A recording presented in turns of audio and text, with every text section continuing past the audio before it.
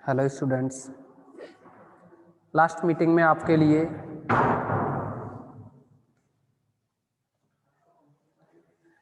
कुछ problems discuss की थी। अब हम यहाँ कुछ और प्रॉब्लम्स के बारे में डिस्कस करेंगे।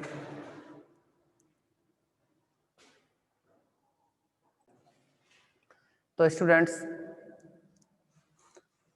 आप शाखा बिंदु के बारे में डिस्कस करेंगे पहले। तो देखिए, शाखा बिंदु क्या होता है। अगर हम कोई फंक्शन लें f of z equal to z की पावर 1/2, इसे w बराबर f ऑफ z भी कह सकते हैं। आपको पता है कि ध्रुवीय रूप में z की जो वैल्यू होती है वो बनती है r e की पावर आयोटा थीटा। ध्रुवीय रूप में जो z की वैल्यू होती है कितनी है? r e की पावर आयोटा थीटा। तो यहाँ z का मतलब है रूट z की पावर 1/2 यानी रूट z का मतलब है यहाँ r e की power iota theta. Root z कितना हुआ? r e की पावर आयोटा थीटा।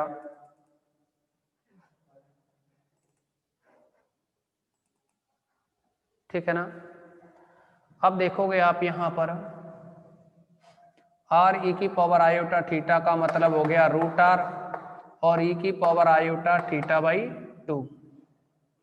रूट का मतलब क्या है? r पे रूट लगाया और यहाँ भी 1/2 लगेगा ना e की पावर के साथ में। अब देखिए आप यहाँ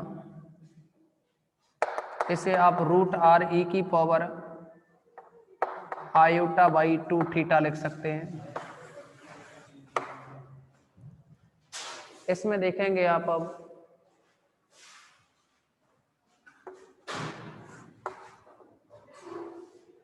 ये x अक्ष है, मूल बिंदु O है।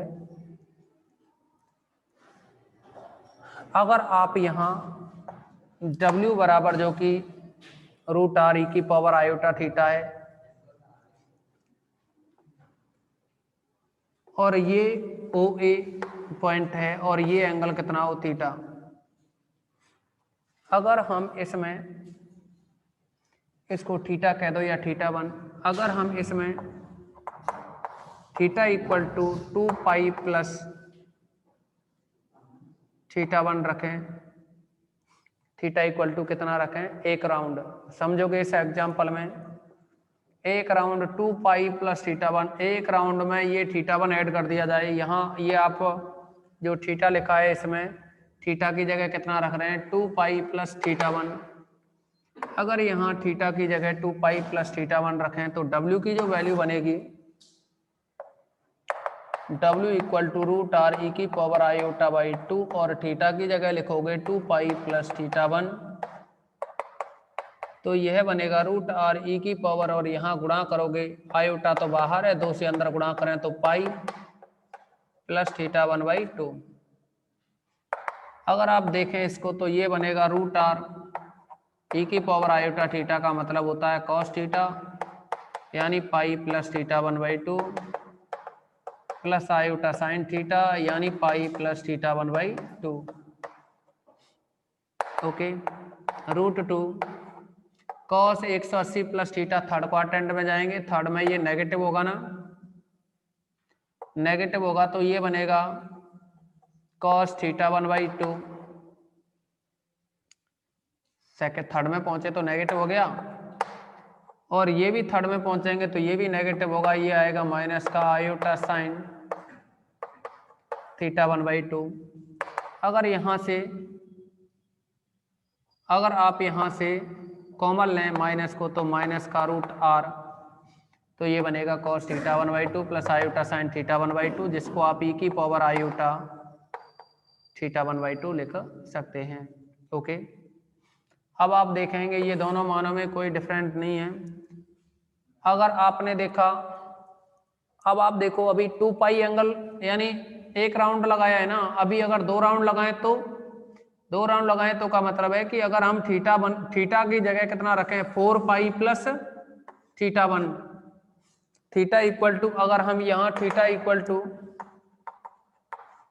यदि theta equal to 4 pi plus theta 1 लें तो आप देखोगे ये W बराबर बनेगा रूट आर ई की पावर आयोटा बाई 2, और थीटा की जगह लिखेंगे ये 4 पाई प्लस थीटा 1, तो यह बन जाएगा रूट आर ई की पावर 2 से भाग लगाएंगे तो iota 2 pi plus theta 1 by 2, इसको ये रूट आर ई की पावर आयोटा, देखो ई की पावर आयोटा थीटा है ना ये, तो इसको लिखोगे cos 2 pi plus theta 1 by 2 plus iota sine 2 pi plus theta 1 by 2, यह आएगा root R cos 2 pi plus theta 1 by 2, इसको लिख सकते हो आप। देखिए कॉस 360 प्लस थीटा किस में पहुंचेंगे हम फर्स्ट में, तो ये बनेगा यहाँ cos theta 1 by 2 plus iota sign 360 plus theta, ये इतना ही बनेगा साइन थीटा 1 बाई 2, इसको आप लिख सकते हो रूट आर और ई की power iota theta 1 by 2। Okay, आप इसमें देखेंगे यहाँ देखेंगे कि जब एक राउंड लगाया तो ये नेगेटिव आया W का मान, और जब 2 राउंड लगा दिए तो क्या है पॉजिटिव आया। फिर ऐसे ही अगर आप इसमें तीसरा राउंड लगाओगे तो नेगेटिव आएगा, चौथा राउंड लगाओगे तो पॉजिटिव आएगा, इस तरह से नेगेटिव पॉजिटिव चलता रहेगा। यानी ये जो लाइन ओ ए है, सॉरी ये जो लाइन है ना ओ बी, इस पॉइंट को बी कहें तो ये जो लाइन ओ बी है, इसको जैसे ही एक राउंड में पार करता है ना W का मान तो नेगेटिव हो जाता है, और दूसरा राउंड लगाता है तो फिर पॉजिटिव होता है। तो ऐसी कंडीशन में जो OB है वह एक अवरोधक का काम करता है, OB है एक अवरोधक का काम करता है, जैसे शाखा रेखा के नाम से जानते हैं, और जो O बिंदु है इसको फिर हम शाखा बिंदु कहते हैं। ठीक है ना, तो आप लिखेंगे इसमें हेडिंग डालें सभी शाखा बिंदु,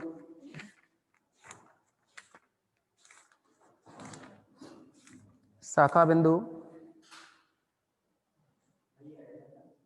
हाँ इसमें लिखेंगे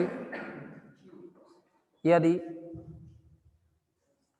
W बराबर एफ ऑफ जेड बराबर जेड की पावर 1 बाई 2, यदि W बराबर एफ ऑफ जेड बराबर जेड की power 1 by 2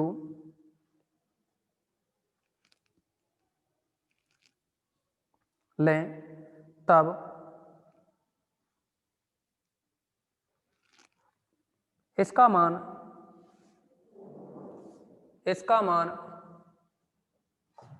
0 less than equal theta 1 less than 2 पाई में, इसका मान 0 less than equal theta 1 less than 2 पाई में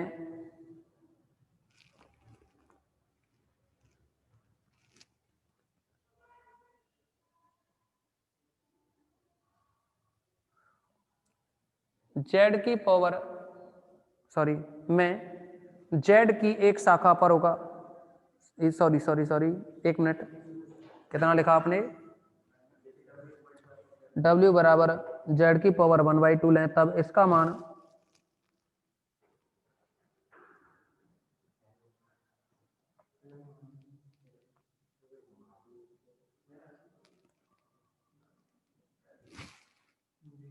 ऐसे लिखेंगे, तब इसे काटो, ये लिखो तब जेड की पावर 1 बाई 2 की एक शाखा पर, ये लाइन काटो, तब दोबारा सुने पूरा, यदि W बराबर एफ ऑफ जेड बराबर जेड की पावर 1 बाई 2, तब जेड की पावर 1 बाई 2 की एक शाखा पर, तब जेड की पावर 1 बाई 2 की एक शाखा पर जेड होगा, पुनः यदि जेड होगा, पुनः यदि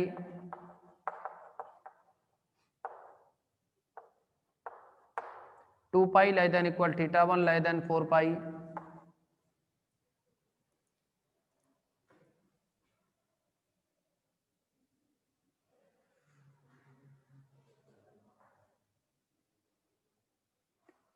पुनः यदि 2 पाई less than equal theta 1 less than 4 पाई,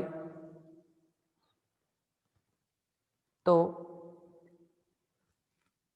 z की पावर 1/2 के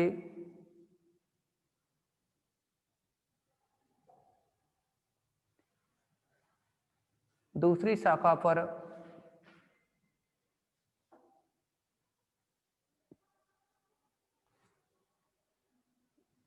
z होगा।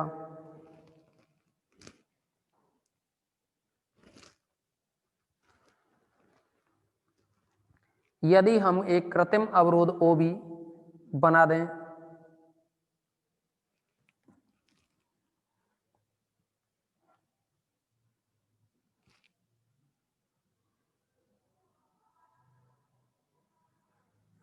OB बना दें,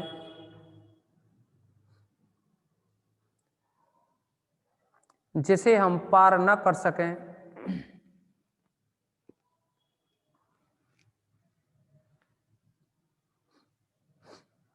जिसे हम पार न कर सकें, तो यह कृत्रिम अवरोध OB, तो यह कृत्रिम अवरोध OB शाखा रेखा या शाखा कट कहलाता है।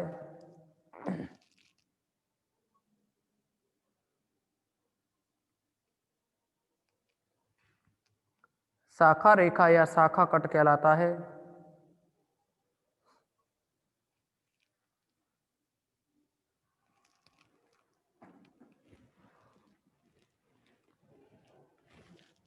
एवं बिंदु O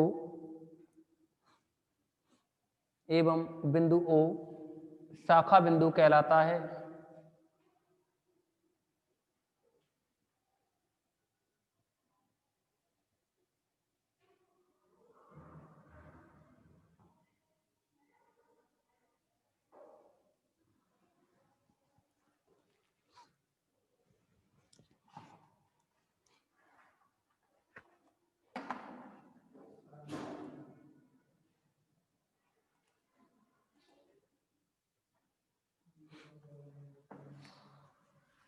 अब देखिए, इसमें कोई दिक्कत नहीं है, अगर शाखा बिंदु निकल गया है तो ये लाखन सिंह, इसको समझाने के लिए पूरा बोर्ड बताना पड़ेगा। ये अब तुम्हारे लेट होने की वजह से इतना थोड़ा ही कर सकते हैं भाई कि हम यहाँ पूरे बोर्ड को बताएं, इसलिए स्क्रीनशॉट लें।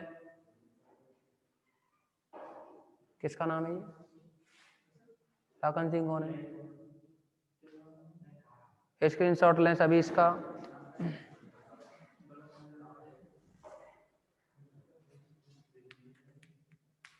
अब आप देखेंगे इसमें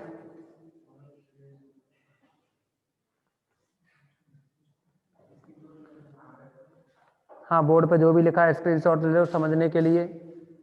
शाखा बिंदु में समझने के लिए सब कुछ नोट कर सकते हो आप, जो भी बोर्ड पे लिखा हुआ है इसके बाद में समझने के लिए नोट कर सकते हैं इसको, ठीक है ना।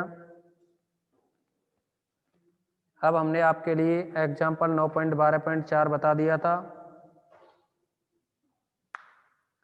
अब हम 9.12.5 के बारे में डिस्कस करेंगे। ओके, यह क्वेश्चन राजस्थान 3 और 4 में आ चुका है।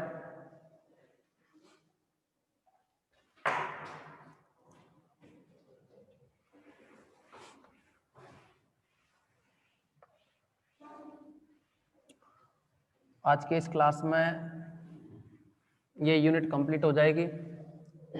मंडे से आपकी नई यूनिट चलेगी। चैप्टर कंप्लीट होते ही यूनिट कंप्लीट हो जाएगी। न्यू सिलेबस के अकॉर्डिंग चैप्टर जो 10 है वो अगली यूनिट में डाल दिया गया है। अब देखिए, इसमें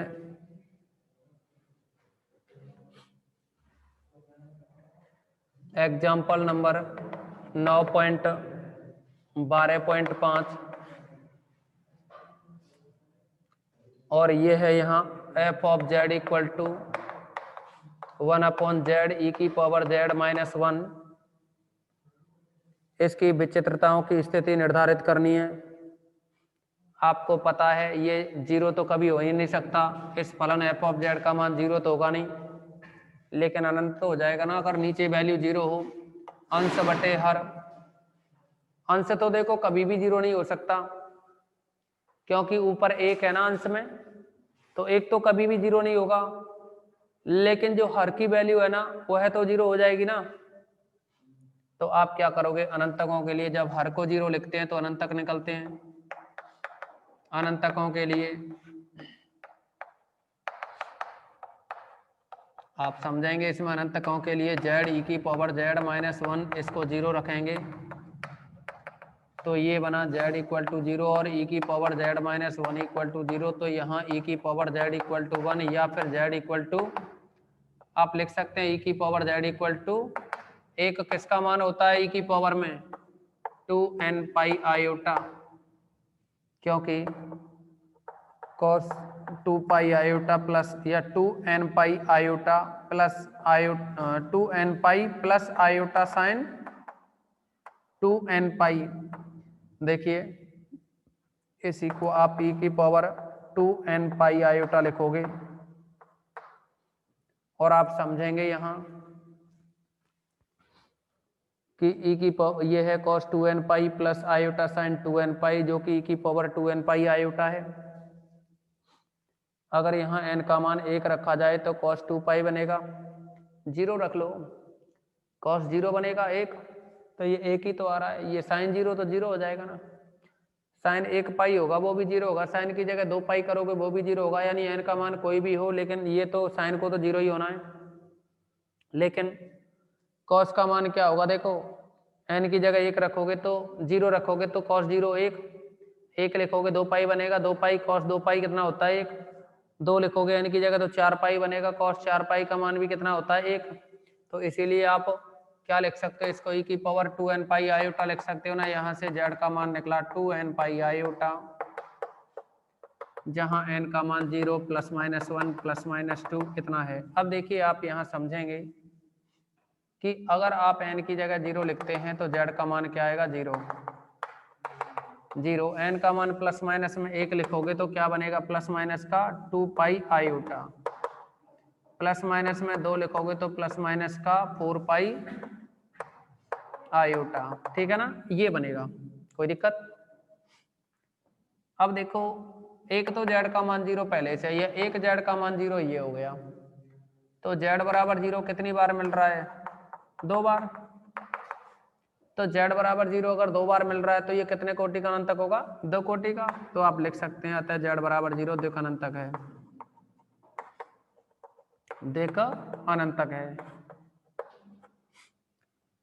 अगर ये z बराबर 0 द्विक अनंतक है तो ये जितने भी मान बने ना ये एक एक बार आ रहे हैं, ये सब कैसे होंगे फिर, एक कोटि के अनंतक जिन्हें हम साधारण अनंतक भी कहते हैं। तथा z equal to 2 pi iota plus minus का 4 पाई आयोटा आदि साधारण अनंतक हैं, ठीक है ना। कंप्लीट करो इसको, सभी स्क्रीनशॉट लें और नोट भी करें जो भी कर रहे हैं।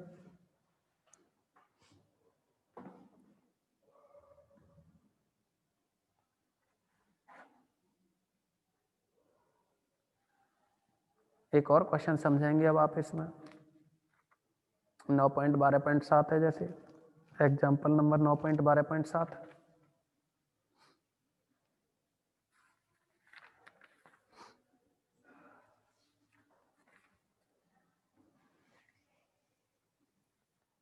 जैसा कि आपको बताया इस मीटिंग में ये कंप्लीट हो जाएगी यूनिट, इसके बाद में नेक्स्ट चैप्टर 10वां अवशेष चलेगा, ठीक है ना। सभी स्क्रीनशॉट लें इसका।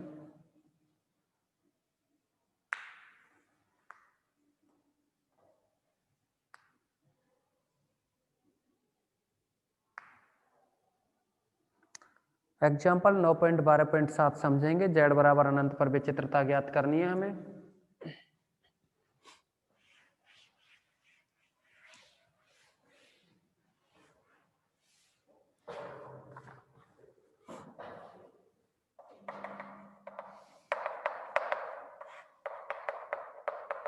F of Z equal to 1/z e की पावर जेड की जेड इक्वल टू इनफाइनाइट पर विचित्रता का वर्गीकरण करना है। जब भी हमने बताया कि जेड बराबर अनंत पर अगर विचित्रता आपको निकालनी हो तो जेड बराबर अगर अनंत पर विचित्रता निकालनी है, क्योंकि जेड इक्वल टू इनफाइनाइट पर विचित्रता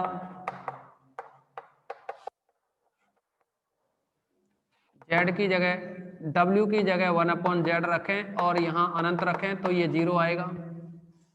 यानी जेड बराबर अनंत पर जो विचित्रता होती है वह W बराबर 0 पर विचित्रता के समान होती है।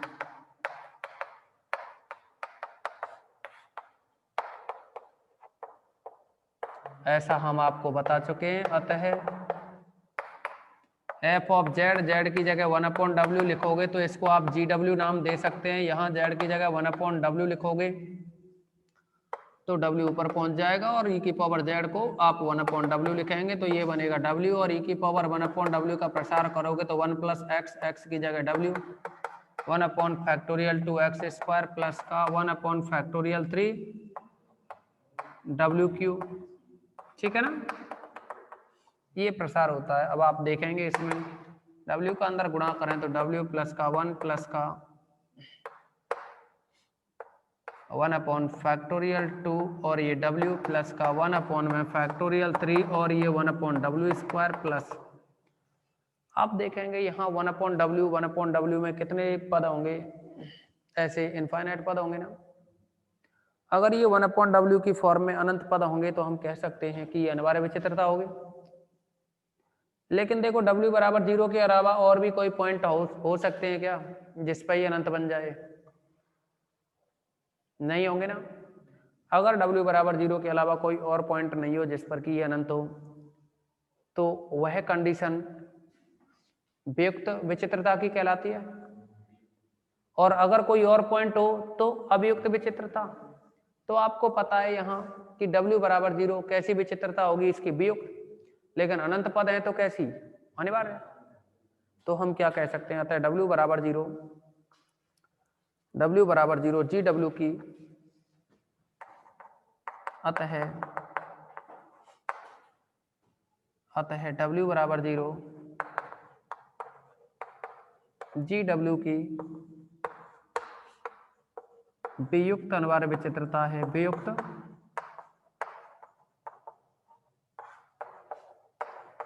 अनिवार्य विचित्रता है। अगर W बराबर 0 GW की वियुक्त अनिवार्य विचित्रता है तब Z बराबर 0 क्या होगी, एफ ऑफ जेड की वियुक्त अनिवार्य विचित्रता होगी। ठीक है ना, ये क्वेश्चन कंप्लीट हुआ। सभी स्क्रीनशॉट लें इसका, सभी स्टूडेंट स्क्रीनशॉट लेंगे इसका और ये क्लास एक बार रिजॉइन करें।